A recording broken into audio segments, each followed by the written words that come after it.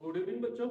तो आज हम लोग स्केप वेलोसिटी देखेंगे कि ग्रेविटेशन के चैप्टर में स्केप वेलोसिटी का मतलब क्या होता है। तो जैसे नेम से ही एक सजेशन मिल जाता है, स्केप वेलोसिटी का मतलब होता है जहां से आप किसी बाउंडेशन से बाहर निकल जाते हैं। तो ग्रेविटेशन चैप्टर में जब भी हम स्केप वेलोसिटी की बात करते हैं तो escape velocity means the velocity, the minimum velocity at which if an object is thrown then it should go out of the gravitational field of earth, right? तो इसका मतलब है कि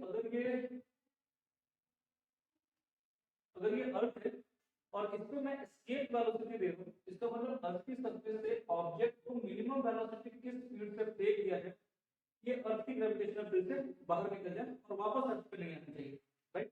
तो चलो इसको देखते हैं कि स्केप वेलोसिटी के डेरिवेशन करने का क्या तरीका है। बहुत सिंपल तरीका है। इसमें एक्चुअली ये एग्जाम पॉइंट ऑफ व्यू से भी बहुत इंपॉर्टेंट है और कुछ डेरिवेशन जो बुक्स में है वो कुछ लेंथी है, पर मैं आपको बहुत सिंपल डेरिवेशन बताता हूँ जो आपको देखने पर बहुत इजी लगेगा। तो ग्रेविटेशनल पोटेंशियल आपने सुना होगा। ग्रेविटेशनल पोटेंशियल का मतलब ये होता है कि किसी भी ऑब्जेक्ट को, यूनिट मास के ऑब्जेक्ट को इंफिनिटी से उस पॉइंट तक लाने में with in a gravitational field, infinity से उस पॉइंट तक लाने में जितना भी वर्क डन किया जाएगा all will be converted into the potential of that object, which is called gravitational potential, right? So अगर मैं इस point P, let's suppose the point on this earth surface is P, तो इस point P की जो gravitational potential है, let's suppose this is Vp, right? Sorry, it's not visible here.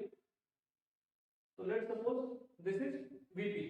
तो Vp की जो statement जाती है किसी भी point का जो gravitational potential उसका डेरिवेशन क्या है, G M upon R E. R E मतलब earth radius, right? But if you write here M E, M E means mass of earth. And अगर मान लो कि आप ये ऑब्जेक्ट का मास m है, then we will multiply here mass m, so this will convert into gravitational potential energy, right? तो इसका मतलब क्या हुआ कि आपको इंफिनिटी से इस मास m को इंफिनिटी से इस पॉइंट तक लाने में जो वर्क डन करना पड़ा है वो वर्क डन ये है। अगर मैं अपोजिट डायरेक्शन में इतना ही वर्क डन कर दूं तो जो मेरा ऑब्जेक्ट मास m है वो यहां से निकल करके इंफिनिटी में चला जाएगा, वापस अर्थ की ग्रेविटेशनल फील्ड के अंदर नहीं आने वाला।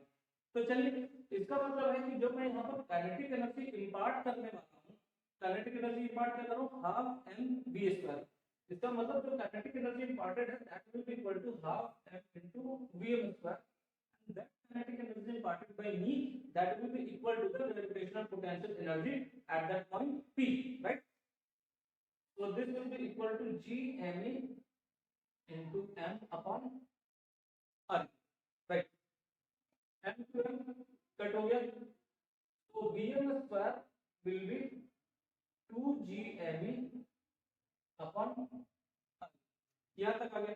अब बेसिकली क्या है कि यहाँ ये एक्सप्रेशन भी सही है, पर इस एक्सप्रेशन को हम लोग क्या लिखते हैं, और एक एक्सप्रेशन है ग्रेविटेशनल एक्सेलरेशन। इस एक्सप्रेशन का जो डेरिवेशन है वो है g me अपॉन r²। ये हमने 9th में भी ग्रेविटेशन है चैप्टर उसमें भी पढ़ा है, ग्रेविटेशनल एक्सेलरेशन का डेरिवेशन है, 11th में भी आपने पढ़ा होगा। तो इसको यूज करते हैं। तो here from here gme will be equal to small g into r²। so vm² is equal to 2g re² upon re, re cut, then vm is equal to root under 2g re। so this is the minimum velocity that should be imparted on any object so that it moves out of the gravitational field of earth। तो vm का जो minimum velocity का हमको देना वो √2g देना, और इसी को हम लोग कहते हैं एस्केप वेलोसिटी। आप इससे ज्यादा भी वेलोसिटी दीजिए पर जो मिनिमम है वो आपको इतना देना ही पड़ेगा। आई होप आपको एस्केप वेलोसिटी का कॉन्सेप्ट, डेरिवेशन, ये सारी कुछ बहुत अच्छे से समझ में आ गई होगी। So stay tuned with us and keep subscribing us, liking our videos and keep tuned with us for the more videos. Thank you.